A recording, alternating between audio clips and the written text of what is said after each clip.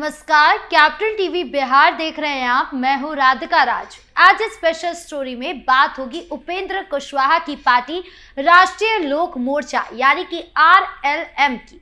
जब से एनडीए ने बिहार विधानसभा चुनाव में जीत हासिल की है, तब से विपक्षी पार्टियों के कुछ नेताओं के बगावती सुर देखने को मिले हैं। लेकिन अब ये सुर एनडीए के अंदर भी सुनाई देने लगे हैं, खासकर आरएलएम में, जिसमें चुनाव में एनडीए के साथ मिलकर 4 सीटें जीती।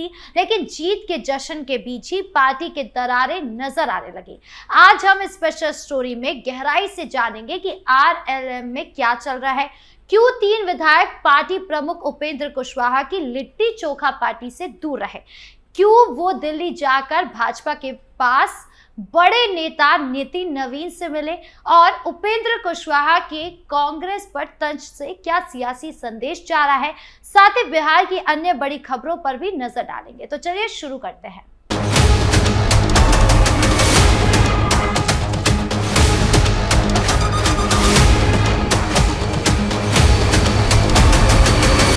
सबसे पहले थोड़ा पीछे चलते हैं और बिहार विधानसभा चुनाव 2025 की याद ताजा करते हैं। ये चुनाव बिहार की सियासत के लिए एक टर्निंग पॉइंट था। एनडीए ने नीतीश कुमार के नेतृत्व में शानदार जीत दर्ज की। 243 सीटों वाली विधानसभा में एनडीए ने 200 से ज्यादा सीटें हासिल की।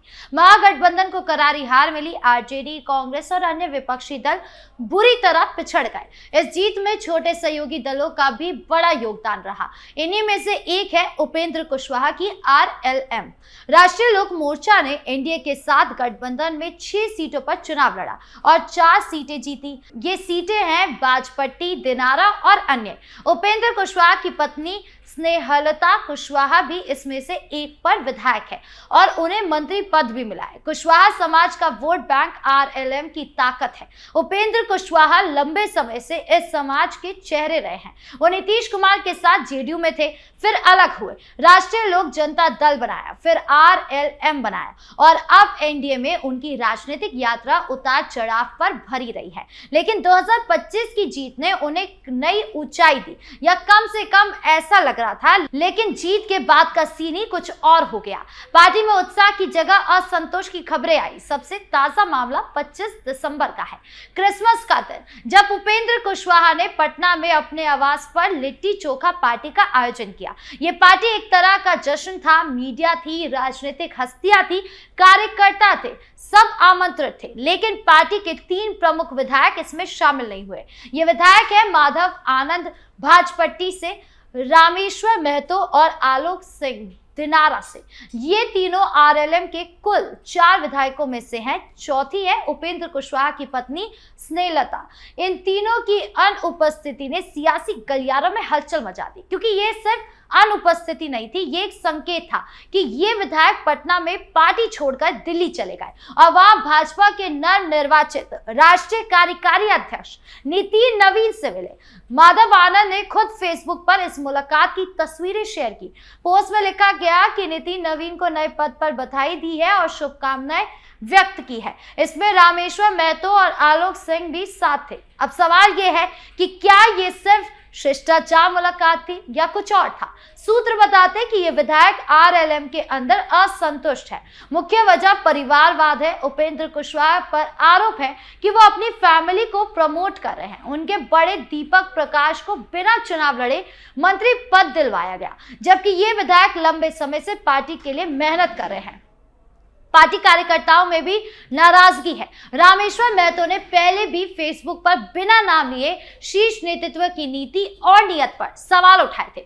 उन्होंने लिखा था कि कुछ लोग अपनी सत्ता के लिए पार्टी को कमजोर कर रहे हैं। ये पोस्ट अभी भी सोशल मीडिया पर वायरल हो रहा है। आरएलएम की ये खटपट नई नहीं है, पहले भी ऐसी अफवाहें उड़ी थी, लेकिन हर बार उपेंद्र कुशवाहा ने इसे खारिज कर दिया, कहा कि पार्टी एकजुट है। लेकिन इस बार मामला गंभीर लगता है, क्योंकि भाजपा के बड़े नेता से मुलाकात ने कयास बढ़ा दिया है कि क्या ये विधायक भाजपा में जाने की तैयारी कर रहे हैं या एनडीए के अंदर अपनी पोजीशन मजबूत करने की कोशिश कर रहे हैं। एनडीए में छोटे दलों की ये समस्या आम है।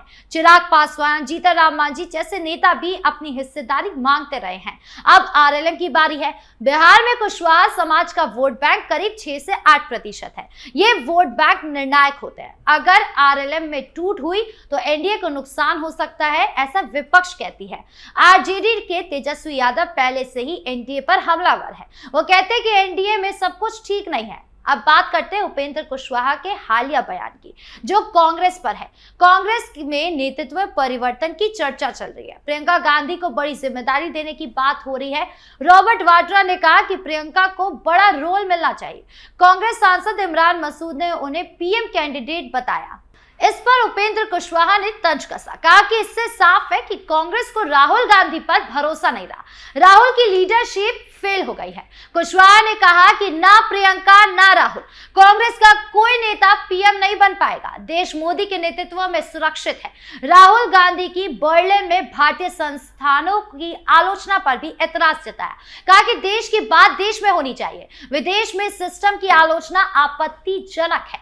जनता ने पहले भी राहुल को जवाब दिया है, आगे भी देगी। ये बयान एनडीए की एकजुटता दिखाता है। उपेंद्र कुशवाहा मोदी और नीतीश के साथ खड़े हैं, लेकिन उनकी अपनी पार्टी में क्या हो रहा है, ये सबसे बड़ा सवाल बन गया है।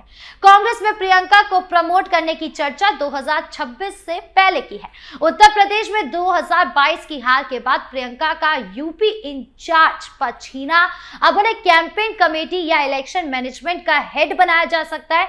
ये कांग्रेस की आंतरिक कला को दर्शाता है। उपेंद्र कुशवाहा का हमला इसी पर है। वो कहते हैं कि कांग्रेस परिवारवाद में फंसी है, राहुल फेल है, प्रियंका भी कुछ नहीं कर पाएगी। ये बयान बिहार की सियासत को भी प्रभावित कर रहा है। विपक्ष इसे राहुल की कमजोरी के रूप में पेश कर रहा है। बिहार की सियासत कभी शांत नहीं रहती। एनडीए की जीत के बाद भी ये खटपट जारी है। उपेंद्र कुशवाहा की पार्टी राष्ट्रीय लोक मोर्चा आरएलएम इस समय गंभीर संकट के दौर में गुजर रही है और टूटने या खत्म होने की कगार पर खड़ी नजर आ रही है। बिहार विधानसभा चुनाव 2025 में एनडीए के साथ गठबंधन करके आरएलएम ने 4 सीटें जीती थी, लेकिन जीत के महज कुछ ही हफ्तों बाद ही पार्टी के अंदर गहरी दरारें उजागर हो गई। अब अगर आरएलएम सचमुच खत्म हो जाती है या ये 3 विधायक भाजपा में शामिल हो जाते हैं, तो ये एनडीए के लिए नुकसान की बजाय बड़ा फायदा साबित होगी। सबसे पहला और सबसे महत्वपूर्ण लाभ कुशवाहा समाज के वोट बैंक को होगा। बिहार में कुशवाहा यानी कोयरी समुदाय करीब 6 से 8% का वोट रखता है, जो कई सीटों पर निर्णायक भूमिका निभाता है। अभी तक ये वोट बैंक मुख्य रूप से आरएलएम के माध्यम से एनडीए को मिल रहा है, लेकिन उपेंद्र कुशवाहा की व्यक्तिगत महत्वाकांक्षा और छोटे दल की सौदेबाजी के कारण ये वोट कभी कभार बिखर जाता है। अगर आरएलएम खत्म हो जाती है और विधायक सीधे भाजपा में आ जाते हैं, तो कुशवाहा वोट बैंक पूरी तरह भाजपा की झोली में चला जाएगा। भाजपा को अलग से किसी छोटे दल को मनाने, हिस्सेदारी देने या समझौता करने की जरूरत ही नहीं पड़ेगी। इससे एनडीए की एकजुटता और मजबूती होगी, क्योंकि छोटे दलों की खींचतान और ब्लैकमेलिंग की राजनीति खत्म हो जाएगी। बिहार की सियासत में ऐसा पहले भी हो चुका है। चिराग पासवान की एलजेपी जब टूटी और एक धड़ा भाजपा के करीब आया, तो एनडीए को फायदा ही हुआ। जीतन राम मांझी की हम या मुकेश सैनी की वीआईपी जैसी पार्टियां भी समय समय पर हिस्सेदारी मांगती रहती है, जिससे गठबंधन में तनाव पैदा होता है। आरएलएम का मामला भी इसी तरीके का है। उपेंद्र कुशवाहा लंबे समय से नीतीश कुमार और भाजपा के बीच झूलते रहे हैं। कभी जेडीयू में, कभी अलग, कभी एनडीए में महागठबंधन की ओर झुकाव करते हैं। उनकी ये अस्थिरता एनडीए के लिए हमेशा जोखिम भरी रही है। अगर उनकी पार्टी खत्म हो जाती है, तो भाजपा को कुशवाहा समाज से सीधा नेतृत्व स्थापित करने का मौका मिलेगा। पार्टी इन विधायकों को महत्वपूर्ण पद देकर या टिकट देकर आसानी से अपने साथ जोड़ सकती है। उपेंद्र कुशवाहा की राजनीतिक यात्रा पर गौर करें तो वो 2005 में नीतीश के साथ थे, शिक्षा मंत्री बने, फिर 2013 में अलग हुए, राष्ट्रीय लोक समता पार्टी बनाई, 2014 में एनडीए में शामिल हुए, 2019 में अलग भी हो गए, 2021 में वापस भी गए। ये यात्रा दिखाती है कि वो सियासी मोर्चेबंदी में माहिर है, लेकिन पार्टी मैनेजमेंट में कमजोर है। अब विधायकों की बगावत अगर बढ़ी तो पार्टी टूट सकती है। एनडीए को कुशवाहा वोट बचाने पड़ेंगे, नीतीश कुमार को हस्तक्षेप करना पड़ सकता है। कांग्रेस पर उनके बयान से साफ है कि राष्ट्रीय स्तर पर सक्रिय कहना चाहते हैं, मोदी की तारीफ कर एनडीए में पकड़ मजबूत कर रहे, लेकिन घर की कला सुलझानी होगी, विधायकों से बात करनी होगी, वरना ये आग फैल सकती है। बिहार में छोटे दलों का महत्व बड़ा है, वो वोट बैंक पर आरक्षित है। आरएलएम का कुशवाहा समाज से जुड़ाव है। अगर विभाजन हुआ तो तेजस्वी जैसे नेता फायदा उठाने की कोशिश कर सकते हैं, हालांकि ये एनडीए कभी होने नहीं देगी। ये स्पेशल स्टोरी आरएलएम की कला पर फोकस है, लेकिन ये बिहार की बड़ी सियासी तस्वीर का हिस्सा है। एनडीए मजबूत है, नीतीश फिर सीएम है, लेकिन छोटी छोटी दरारें बड़ी समस्या बन सकती है। क्या उपेंद्र कुशवाहा इस संकट से उभरेंगे या पार्टी में बदलाव आएगा, ये तो वक्त बताएगा। आपकी इस पूरे मामले को लेकर क्या राय है, कमेंट बॉक्स में जरूर बताएं। धन्यवाद।